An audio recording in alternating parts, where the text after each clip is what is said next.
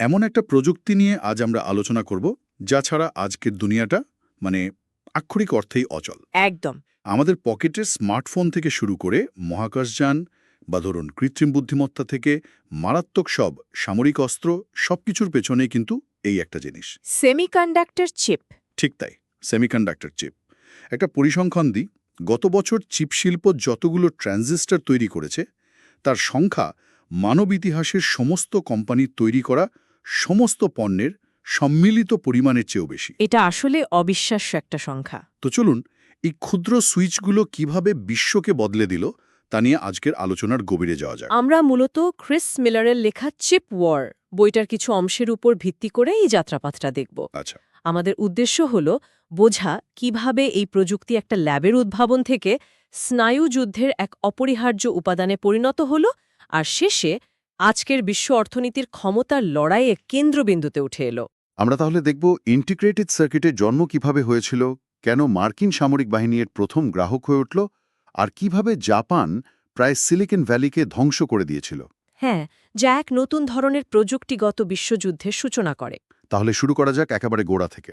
কম্পিউটিংয়ের শুরুতে তো ছিল ভ্যাকিউম টিউব। হ্যাঁ, বিশাল আকারের সব টিউব। আমি সোর্সে পড়ছিলাম যে এগুলো ছিল বিশাল, অবিশ্বাস্য রকম ভঙ্গুর আর প্রচুর শক্তি খরচ করত। যেমন 1945 সালের ইয়েনিয়াক কম্পিউটার, ওটাতে নাকি 18,000 ভ্যাকিউম টিউব ছিল। হ্যাঁ, 18,000। আর ওটাও পুরো একটা ঘর নিয়ে নিত। পুরো একটা ঘর। হ্যাঁ, আর একটা মজার তথ্য দিই, প্রায়ই ছোট ছোট পোকা বা মথ টিউবের সার্কিটের মধ্যে ঢুকে শর্ট সার্কিট ঘটিয়ে দিত। তাই নাকি? তখন প্রকৌশলীদের সেই পোকাগুলো খুঁজে বের করে সার্কিট পরিষ্কার করতে হতো। এই পোকা বা বাগ সরানোর প্রক্রিয়া থেকেই আজকের দিনের বহুল ব্যবহৃত ডিবাগিং শব্দটার উৎপত্তি। বাহ, এটা অসাধারণ। তার মানে আজকের সফটওয়্যার ইঞ্জিনিয়াররা যে শব্দটা প্রতিদিন ব্যবহার করেন সেটা আক্ষরিক অর্থেই একটা পোকা থেকে এসছে। এটা জানতাম না। একদম। কিন্তু এই ভ্যাকুয়াম টিউবের সমস্যার সমাধান কিভাবে হলো? সমাধানটা আসে যখন বেল ল্যাবসের 3 বিজ্ঞানী উইলিয়াম শকলি, জন বার্ডিন এবং ওয়াল্টার ব্র্যাটেন ট্রানজিস্টর আবিষ্কার করেন। ট্রানজিস্টর? এটা ছিল একটা ক্ষুদ্র নির্ভরযোগ্য ইলেকট্রনিক সুইচ যা ভ্যাকিউম টিউবের জায়গা নিতে পারত। এটা কম্পিউটিংয়ের জগতে এক বিপ্লব ছিল, কিন্তু এখানেও একটা বিরাট সমস্যা মাথাচাড়া দিয়ে ওঠে। কিরকম সমস্যা? ট্রানজিস্টর তো ছোট এবং নির্ভরযোগ্য ছিল। সমস্যাটা ছিল সংযোগের। একটা দুটো ট্রানজিস্টর ঠিক আছে, কিন্তু একটা জটিল সার্কিটের জন্য হাজার হাজার, এমনকি লক্ষ লক্ষ ট্রানজিস্টরকে একসাথে জুড়তে হতো। ও আচ্ছা। এই সবগুলো ট্রানজিস্টরকে হাতে করে তার দিয়ে জোড়া লাগানো ছিল একটা দুঃস্বপ্নের মতো। প্রকৌশলীরা এই জটিলতাকে ঠাট্টা করে বলতেন সংখ্যার অত্যাচার বা টিরেনি অফ নাম্বারস। মানে একটা কম্পিউটার বানাতে গিয়ে তারের জঙ্গলে হারিয়ে যাওয়ার মতো অবস্থা। ঠিক তাই। আর এই সংখ্যার অত্যাচার থেকেই মুক্তি দেয় ইন্টিগ্রেটেড সার্কিট, বা আমরা যাকে সহজ কথায় চিপ বলি। যেখানে অনেকগুলো ট্রানজিস্টরকে একটা মাত্র সিলিকন খণ্ডের উপর তৈরি করা হয়। 1958 সালে টেক্সাস ইনস্ট্রুমেন্টসের জ্যাক কিলবি প্রথম ইন্টিগ্রেটেড সার্কিট তৈরি করেন, কিন্তু সেখানেও নাকি তারের ব্যবহার ছিল। হ্যাঁ, কিলবির নকশায় উপাদানগুলো চিপের উপর থাকলেও তাদের সংযোগ করার জন্য ছোট ছোট সোনার তার ব্যবহার করতে হতো। এটা ছিল প্রথম পদক্ষেপ, কিন্তু আসল বিপ্লবটা আনেন ফেয়ারচাইল্ড সেমিকন্ডাক্টরের রবার্ট নয়েস। তিনি এমন একটা উপায় বের করেন যেখানে কোনো তারের প্রয়োজনই ছিল না। একদম। এটা তিনি কিভাবে করলেন? এই প্ল্যানার প্রসেস জিনিসটা ঠিক কি? ব্যাপারটা অনেকটা একটা শহরের রাস্তার নেটওয়ার্কের মতো ভাবা যেতে পারে। আচ্ছা। কিলবির চিপে বাড়িগুলো অর্থাৎ ট্রানজিস্টরগুলো ছিল, কিন্তু তাদের সংযোগ করার জন্য উপর দিয়ে তার ঝোলানো ছিল, অনেকটা আমাদের পুরনো ইলেকট্রিক লাইনের মতো। বেশ জটিল আর কি। হ্যাঁ, নয়েজের প্ল্যানার প্রসেস সেই রাস্তার নেটওয়ার্ককে সরাসরি শহরের নকশার মধ্যেই প্রিন্ট করে দেয়। চিপের উপরেই ধাতব লাইন দিয়ে সংযোগ স্থাপন করা হয়। এতে সবকিছু এক স্তরে চলে আসে, যা ছাপানোকে অবিশ্বাস্য রকম সহজ এবং সস্তা করে তোলে। তার মানে আমরা যেটাকে একটা প্রযুক্তিগত বিপ্লব ভাবি সেটা আসলে একটা ম্যানেজমেন্ট এবং ম্যানুফ্যাকচারিং বিপ্লবও বটে। সেরা আইডিয়াটা ল্যাবে জন্ম নিলেও আসল যুদ্ধটা জেতা হয় ফ্যাক্টরি ফ্লোরে। একদম। মূল শিক্ষাটাই হলো এটা। নয়েজের আবিষ্কারের সৌন্দর্য ছিল এর উৎপাদন বান্ধব নকশায়, কিন্তু একটা সমস্যা ছিল। কি? প্রযুক্তিগতভাবে অসাধারণ হলেও এই নতুন চিপের দাম ছিল আকাশ ছোঁয়া। একটা চিপের দাম পড়ত তখনকার দিনের একটা গাড়ির দামের সমান। প্রশ্ন ছিল এত দামি জিনিস কিনবে কে? এখানেই গল্পে প্রবেশ করে স্নায়ুযুদ্ধ আর মহাকাশ প্রতিযোগিতা, তাই তো? ঠিক ১৯৫৭ সালে সোভিয়েত ইউনিয়ন স্পুটনিক স্যাটেলাইট উৎক্ষেপণ করে পুরো আমেরিকাকে চমকে দেয়। আমেরিকা মহাকাশ প্রতিযোগিতায় জেতার জন্য মরিয়া হয়ে ওঠে। আর তাদের অ্যাপোলো মহাকাশযানের জন্য এমন একটা গাইডেন্স কম্পিউটার দরকার ছিল যা ছোট, হালকা, শক্তিশালী এবং সবচেয়ে গুরুত্বপূর্ণ হল অত্যন্ত নির্ভরশীল। আর ফেয়ারচাইল্ডের চিপই ছিল একমাত্র সমাধান। অ্যাপোলো গাইডেন্স কম্পিউটারের ওজন ছিল মাত্র ৭০ পাউন্ড বা প্রায় ৩২ কেজি। আজকের দিনে এটা অনেক ভারী মনে হতে পারে, কিন্তু তখনকার দিনে একটা পুরো ঘর আকারের কম্পিউটারের ক্ষমতাকে একটা ছোট বাক্সে ভরে ফেলার মতো ব্যাপার ছিল এটা। নাসাই ছিল ফেয়ারচাইল্ডের প্রথম এবং সবচেয়ে বড় গ্রাহক। আর দ্বিতীয় বড় গ্রাহক ছিল পেন্টাগন, তাই না? হ্যাঁ, পেন্টাগন। মার্কিন বিমানবাহিনী তাদের মিনিটম্যান ২ পারমাণবিক ক্ষেপণাস্ত্রের জন্য একটি হালকা এবং শক্তিশালী গাইডেন্স কম্পিউটার খুঁজছিল। এবার এগিয়ে আসে টেক্সাস ইনস্ট্রুমেন্টস। আচ্ছা। তারা তাদের ইন্টিগ্রেটেড সার্কিট ব্যবহার করে এমন একটি কম্পিউটার তৈরি করে যা আগের সিস্টেমের চেয়ে দ্বিগুণ গণনা করতে পারত, অথচ ওজন ছিল অর্ধেক। ভাবুন একবার, তার মানে ১৯৬০-এর দশকের মাঝামাঝি সময়ে বিক্রি হওয়া প্রায় সমস্ত চিপই হয় চাঁদে যাওয়ার জন্য অথবা পারমাণবিক যুদ্ধ শুরু করার জন্য কেনা হয়েছিল। ঠিক তাই। সাধারণ মানুষের কাছে এই প্রযুক্তি পৌঁছানোর অনেক আগেই এর ব্যবহার শুরু হয়। কিন্তু এই প্রযুক্তি সাধারণ মানুষের কাছে পৌঁছানোর জন্য তো দাম কমাটা জরুরি ছিল। সেটা কিভাবে সম্ভব হলো? তার জন্য প্রয়োজন ছিল গণ উৎপাদন। এখানেই আসে ফটোলিথোগ্রাফি বা আলো দিয়ে ছাপার কৌশল। ফটোলিথোগ্রাফি। হ্যাঁ, যে ল্যাথ্রপ নামে এক প্রকৌশলী এই যুগান্তকারী পদ্ধতি আবিষ্কার করেন। সহজভাবে বললে একটি মাইক্রোস্কোপকে উল্টো করে ব্যবহার করার মতো ব্যাপার। ইন্টারেস্টিং। আলোর সাহায্যে একটি জটিল সার্কিটের প্যাটার্নকে ছোট করে সিলিকন ওয়েফারের উপর ফেলা হয়, অনেকটা ফটোগ্রাফিক ফিল্মে ছবি তোলার মতো। এর মাধ্যমে একবারে হাজার হাজার ট্রানজিস্টর নিখুঁতভাবে তৈরি করা সম্ভব হয়। তার মানে আমরা এতক্ষণ যে বিজ্ঞানীদের কথা বললাম তাদের পাশাপাশি আরও এক ধরনের নায়ক ছিলেন যারা এই উৎপাদন প্রক্রিয়াকে শিল্পের পর্যায়ে নিয়ে গিয়েছিলেন। ঠিক তাই। মরিস চাংয়ের মতো প্রকৌশলীরা টেক্সাস ইনস্ট্রুমেন্টসে এবং অ্যান্ডি গ্রোভ ফেয়ারচাইল্ডে উৎপাদন প্রক্রিয়াকে প্রায় শিল্পের পর্যায়ে নিয়ে যান। তারা yield বা কার্যক্ষম চিপের হারের উপর জোর দেন। অর্থাৎ একটা সিলিকন ওয়েফার থেকে কতগুলো নিখুঁত চিপ তৈরি করা যাচ্ছে সেই হিসাব। একদম। তাদের প্রচেষ্টার ফলে চিপের উৎপাদন খরচ নাটকীয়ভাবে কমে আসে এবং সাধারণ মানুষের ব্যবহারের জন্য দরজা খুলে যায়। আমেরিকা যখন এই প্রযুক্তি নিয়ে দ্রুত এগিয়ে যাচ্ছে, তখন তাদের স্নায়ুযুদ্ধের প্রতিপক্ষ সোভিয়েত ইউনিয়ন কি করছিল? তারা কি দৌড়ে পিছিয়ে পড়ছিল? সোভিয়েতরা পিছিয়ে পড়তে চায়নি। তারা মস্কোর কাছে জেলেনোগ্রাড নামে তাদের নিজস্ব সিলিকন ভ্যালি তৈরি করেছিল।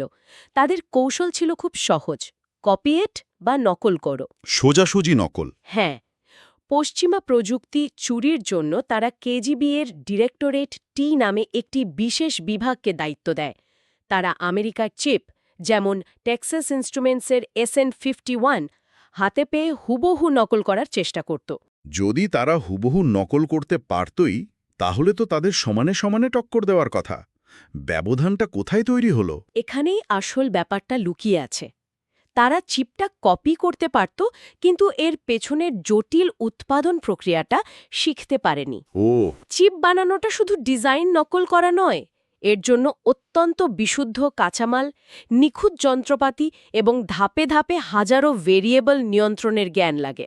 বিষয়টা অনেকটা এরকম যে আপনাকে একটা কেক খেতে দেওয়া হলো, আপনি হয়তো কেকটা দেখে আরেকটা বানানোর চেষ্টা করতে পারবেন, কিন্তু আসল রেসিপি আর বেকিংয়ের কৌশল না জানলে সেই স্বাদ বা মান কখনোই আসবে না। খুব ভালো উদাহরণ।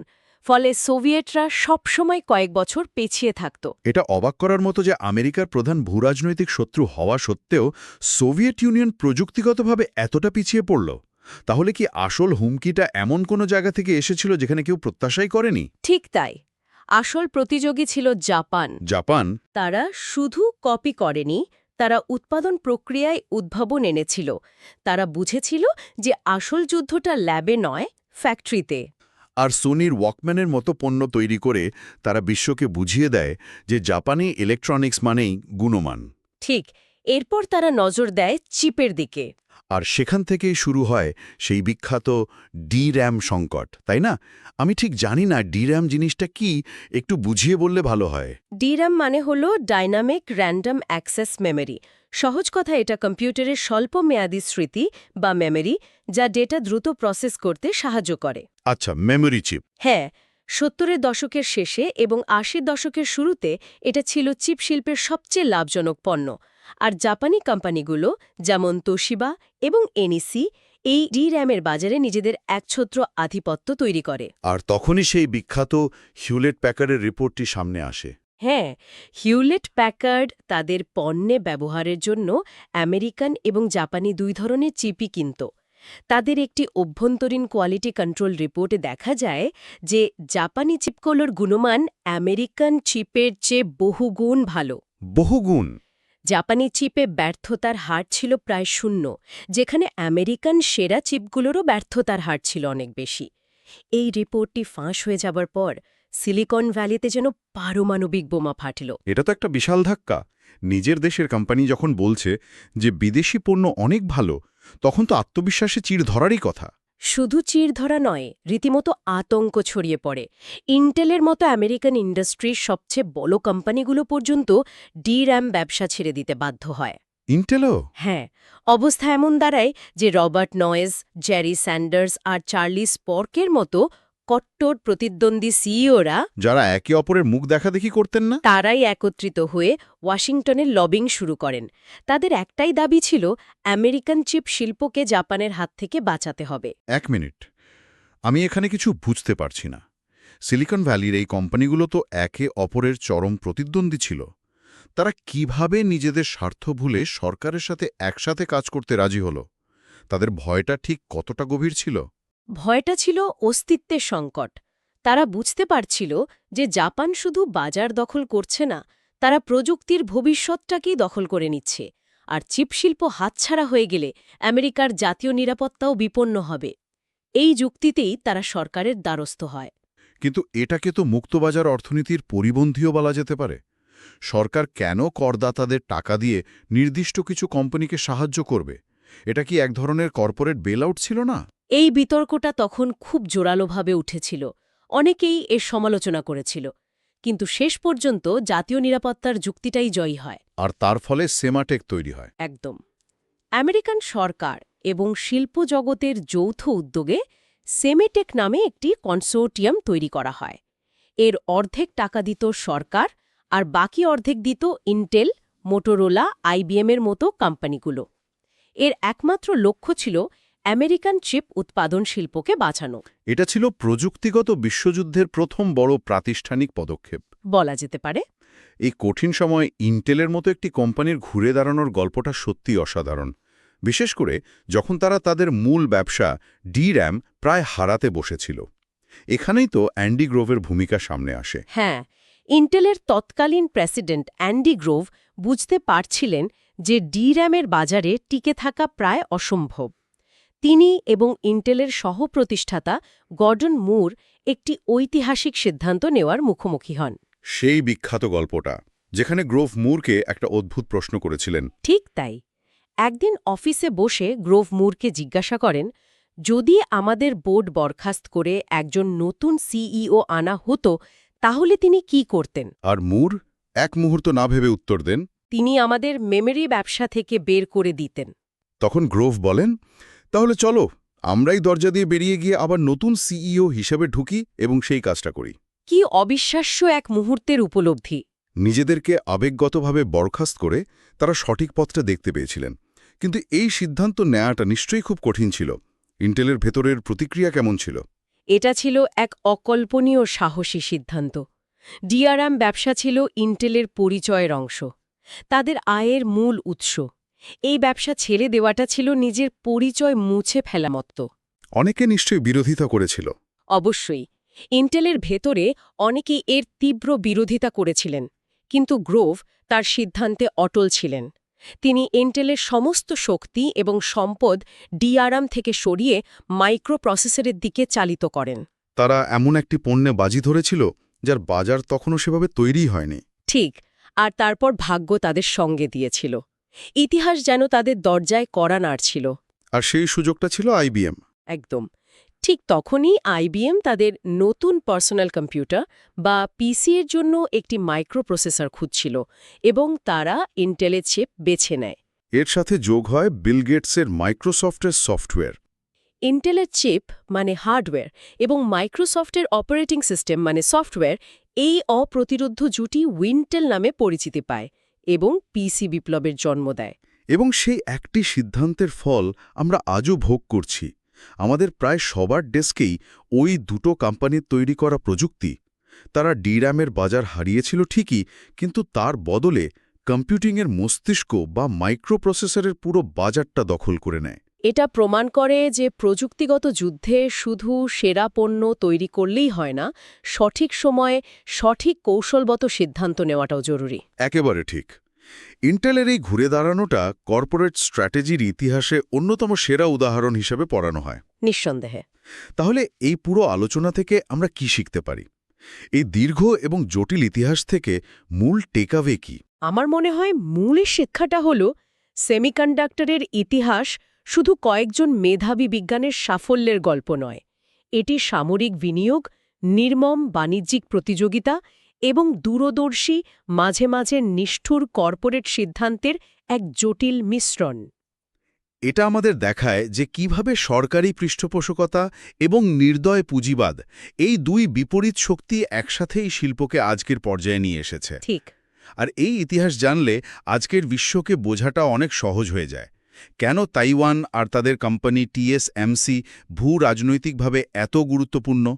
কেন আমেরিকা ও চীনের মধ্যে প্রযুক্তি নিয়ে এত দ্বন্দ্ব? আর কেনই বা আমাদের পুরো ডিজিটাল জীবন একটা অবিশ্বাস্য রকম জটিল এবং ভঙ্গুর বিশ্বব্যাপী সরবরাহ শৃঙ্খলের উপর নির্ভরশীল, এই সব প্রশ্নের উত্তর এই ইতিহাসের মধ্যেই লুকিয়ে আছে। আর এখানেই আমরা শ্রোতাদের জন্য একটা প্রশ্ন রেখে যেতে চাই। হ্যাঁ, ইন্টেলের সহ-প্রতিষ্ঠাতা গর্ডন মুরের বিখ্যাত আইনটি প্রায় অর্ধ শতাব্দী ধরে চিপের প্রযুক্তিগত অগ্রগতির ভবিষ্যৎবাণী করেছে যে প্রতি 2 বছরে একটি চিপের ক্ষমতা দ্বিগুণ হবে। কিন্তু যে ভঙ্গুর মানবিক এবং রাজনৈতিক ব্যবস্থা এই চিপগুলো তৈরি করে, তাকে কোনো আইন নিয়ন্ত্রণ করে? আর সেই ব্যবস্থা আর কতদিন অক্ষত থাকতে পারে?